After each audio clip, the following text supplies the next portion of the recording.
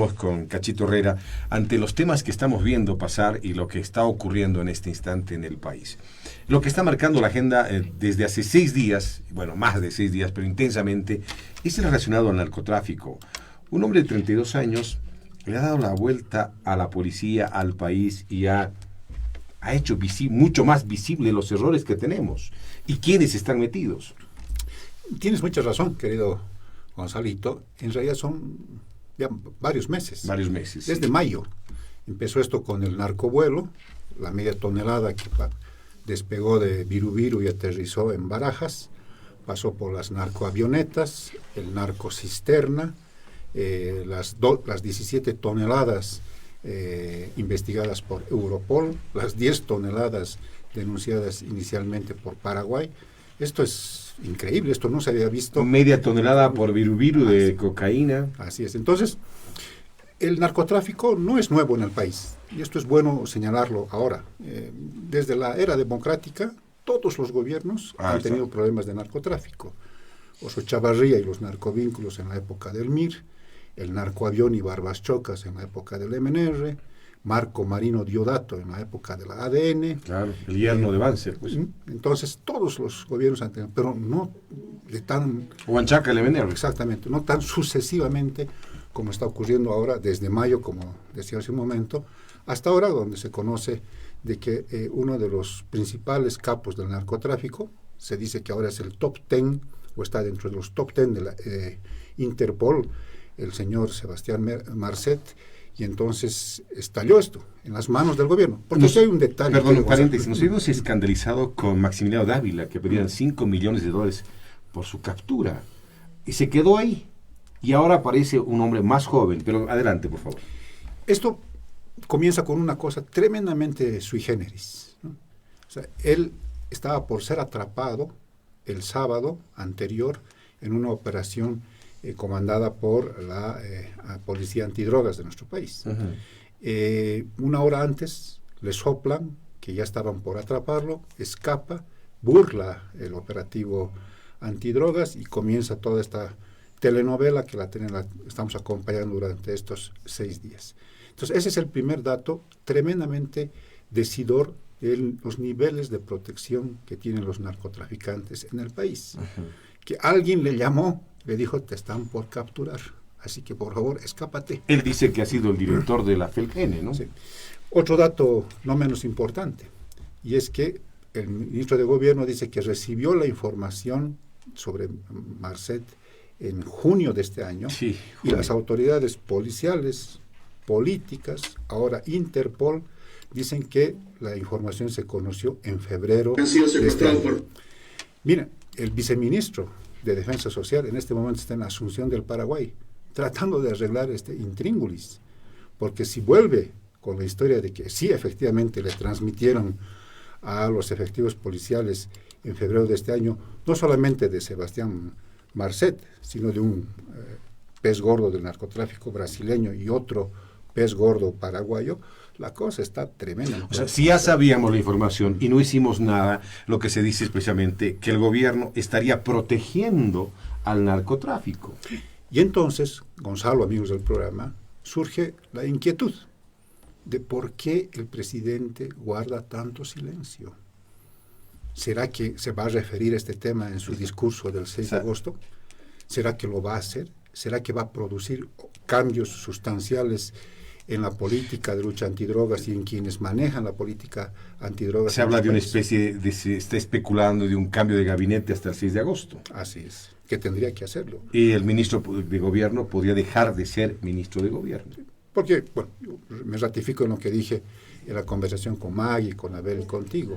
Está en su peor momento, Luis Arce. Hay problemas económicos, hay problemas políticos, hay problemas internos, hay problemas sociales, y lo que se necesita es la voz del primer mandatario de este país diciendo, por aquí es la ruta, compañeros. Si no lo dice, va a ser peor. Pero ya se ha adelantado que va a hablarse de la industrialización, el litio, va a hablar de lo bien que estamos avanzando, la inflación, va a hablar de los temas económicos y cómo estamos saliendo de este momento. Eso es lo que se ha trascendido, se ha indicado, ¿no?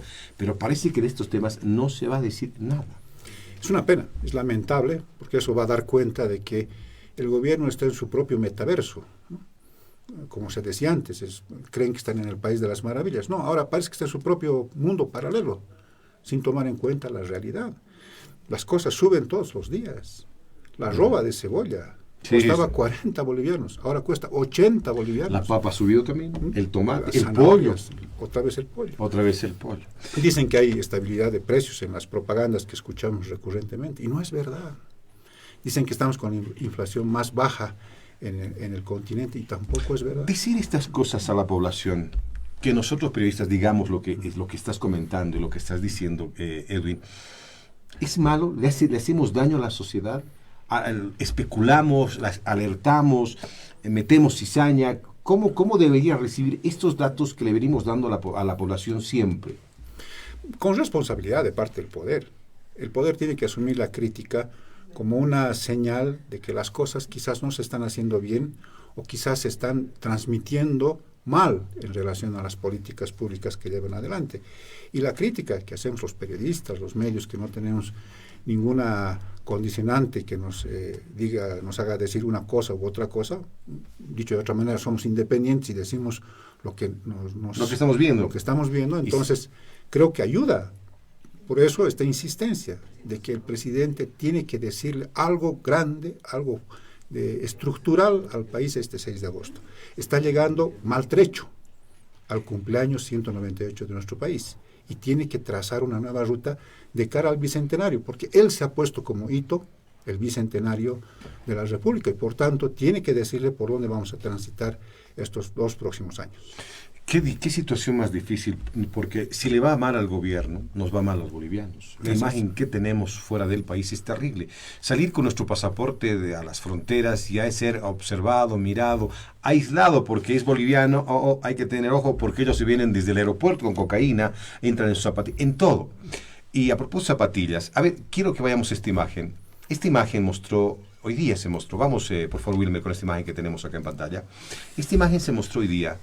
La última zapatilla que utilizó este señor Marcet. Yo pregunto, por la experiencia que tú tienes, yo quizás estoy desubicado totalmente el tema. ¿Es necesario mostrar este tipo de elementos como pruebas? Decir, esta es la última zapatilla, este fue el último pucho que fumó, este es el escenario donde fumaba. ¿O hay elementos más que nos puedan ayudar a descubrir más cosas tras esta zapatilla? Lo que pasa es que hay mucho espectáculo, ¿no? Mucho show ¿no? de este tema.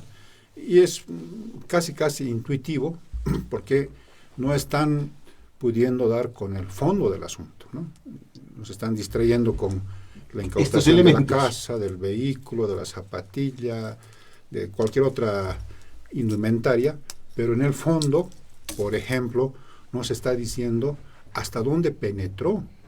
O sea, los tentáculos de Sebastián Marcet y su organización, ¿hasta dónde llegaron en Bolivia?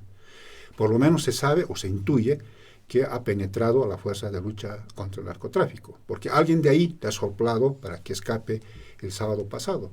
Pero ¿se ha metido con el poder político? Parece que sí. ¿Se ha metido con el mundo deportivo? Pero ¿hasta dónde? Ha comprado un equipo en el Torno. Pero ¿no? Llegó hasta ahí. O subió a otro escalón en el mundo deportivo de nuestro país, en el mundo del fútbol. Parece que hizo negocios en el mundo del espectáculo. También. En el mundo inmobiliario. 800 millones de dólares. Parece que ¿sabía? También tiene nexos con el mundo empresarial. ¿Hasta dónde han llegado esos tentáculos? Eso es lo que deberían estar respondiéndonos las autoridades en nuestro país para saber que estas organizaciones tienen estas ramificaciones y son altamente peligrosas, porque manejan armamento militar, están entrenados en tácticas militares y se sabe, por lo que ha dicho el señor Carlos Romero, que incluso está rodeado por 2 anillos de seguridad conformados por francotiradores. A ese nivel de peligro. Son mercenarios especialistas, profesionales en este tipo de hechos, mejor preparados inclusive que nuestros policías y militares bolivianos, con armamento de primera. Y estamos viendo, Gonzalito, amigos del programa, lo que está sucediendo en el Ecuador. Sí. ¿Queremos que suceda eso en Bolivia? ¿Queremos que se maten en las cárceles, que haya muertos en las calles, ajustes de cuenta todos los días? Por supuesto que no. Por eso es que reclamamos una vez algo serio, algo de fondo y sobre todo una visión más de largo plazo respecto de la lucha contra el narcotráfico. ¿Quién gana, quién pierde en lo político con la gestión que hace este gobierno de Luis Arce, que es del MAS? Eso es una pregunta tremendamente importante, ¿no? Yo creo que está perdiendo el país, como tú has señalado, cada vez estamos más señalados como un país que es permeable a las organizaciones ilícitas, cada vez se desconfía más del país. Yo creo que pierde el país porque con esto que está sucediendo es bien poco probable que inversores extranjeros, por ejemplo, se animen a invertir en Bolivia, a traer sus capitales, a arriesgarse, porque aquí nada está seguro. Pierde la gente porque la violencia puede instalarse en las calles de nuestro país en cualquier momento. Así que yo creo que la pérdida sobre todo es para la gente, para todos los bolivianos. Y políticamente, Evo Morales crece, baja políticamente Evo Morales, sube la oposición, baja la oposición. Luis Arce y sus proyectos de volverse a repostular podrían quedar truncados ante esto que lo está acorralando. Sí, está contra las cuerdas. Va a ser un jaque al presidente en estos días. Yo creo que ahí sí puede tener mayores posibilidades don Evo Morales, que seguramente la gente que los sigue, los propios militantes del MAS están comparando en este momento al presidente y estos fallos que está teniendo versus el expresidente y cómo manejaba este tipo de situaciones en su largo gobierno de 14 años. Y bueno, la oposición que está mirando de palco está en las graderías, no está en la cancha jugando el partido central, ¿no? Hoy el ministro de Gobierno decía, como les gusta escuchar a los periodistas, los peces gordos, hemos capturado a otro pez gordo, decía, ¿no? Supuestamente sería, como dice el ministro, sería condicional el segundo hombre de esta agrupación, de este grupo directivo de Marcet, que es su administrador. ¿Será? Porque ya hay que dudar de todo. Sí, bueno, la catalogación internacional, porque se les llama peces gordos o los capos del narcotráfico, tienen ciertas características, ¿no? De mando, de control de la organización, de conexión con otras organizaciones similares. Y el señor Erlan García, que ha sido detenido en las últimas horas, por supuesto que no tiene esas características. Todo lo contrario, Sebastián Marcet sí está vinculado con el PCC del Brasil. De hecho, es el fundador del PSU, el primer cartel del Uruguay. Tiene conexiones con la mafia italiana de Nangreta. Es una persona que tiene además control sobre toda la organización. Él maneja la parte financiera, logística y de tráfico de drogas, es el que acopia, dirige. Ese es un capo del narcotráfico, ¿no? Como sucedió en épocas pasadas con las personas que también hemos mencionado. Entonces, sí, yo creo que dista el señor Erlan García de llamarlo un pez gordo. No parece que sea el segundo a bordo, ¿no? En Bolivia se está recopilando esa serie de Pablo Escobar, El Patrón del Mal. Estamos viviendo lo que se ha vivido en los 80s en Colombia. Es una calca de lo que ha hecho Pablo Escobar con el poder político policial en Colombia. En chiquito sí, ¿no? Porque, mira, algo parecido ha sucedido con Misael Nayar. Claro. Igual, el hombre hacía sus actividades. Y nunca ilícitas, estuvo acusado por narcotráfico. Sí, se rodeaba, se desempeñaba, se desenvolvía en la sociedad cruceña, igual que Sebastián Marcet. Misael Nayar afecto a las carreras deportivas, sobre todo en los cuadratracks. Sebastián Marcet, aficionado al fútbol, queriendo, me imagino, cumplir algún sueño de muchacho de ser una estrella del fútbol. Los dos vinculándose con la sociedad cruceña. Entonces, hay estas maneras en que las actividades de los grandes narcotraficantes se mimetizan, se contactan también con otro tipo de esferas políticas, institucionales, empresariales, y entonces empiezan a desarrollar sus actividades. No hay que olvidarse que Pablo Escobar también se compró un equipo de fútbol en Colombia. Exactamente, ¿no? Igual. Entonces, ¿no? la cosa llegó a ser senador. Así es. ¿No? Quiso entrar como financiar la campaña de Galán, pues para ser senador, digamos. ¿no? Lo propio sucedió con el Chapo Guzmán, ¿no? También tuvo estas inclinaciones por volverse famoso, quería incluso tener una vía en la fama a través de una gran actriz conocida allá en México.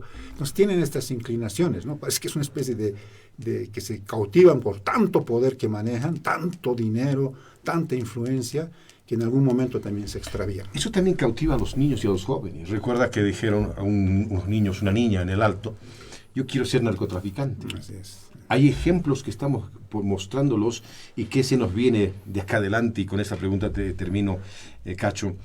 ¿Cómo ves a Bolivia en los próximos 5 años, el siguiente gobierno? Este o el que venga, ¿cómo le va a ir? Complicado, ¿no? Es un diagnóstico reservado. Reitero lo que dije con Maggie, ¿no? Estamos a 198 años, a 2 años del Bicentenario, con pocas expectativas de que la cosa mejore.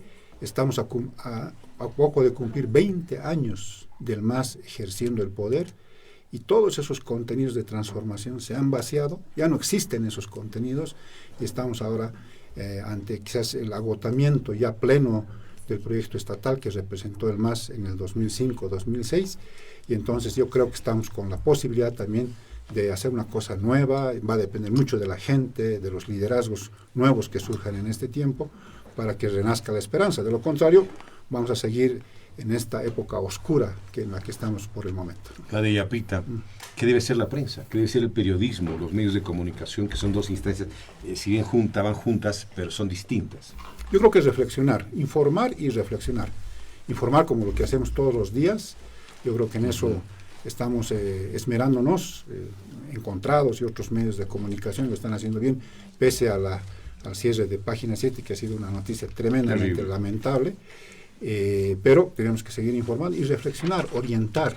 Yo creo que ya la tarea de informar también nos supera, ¿no? Ahora es orientar, decirle por dónde, por ejemplo, creemos que debería ir el tema económico, el tema social y los aspectos políticos. Cacho Herrera, te agradezco muchísimo tu presencia, eres amigo de la casa, te deseo un buen 6 de agosto, buenas fiestas patrias, 198 años, pese a todo lo que estamos viviendo, hay las esperanzas de que todavía podemos hacer algo y trabajar por nuestro país. Gracias, Cacho, por visitarnos. Gracias a ti, Gonzalito, amigas del programa, muchísimas gracias.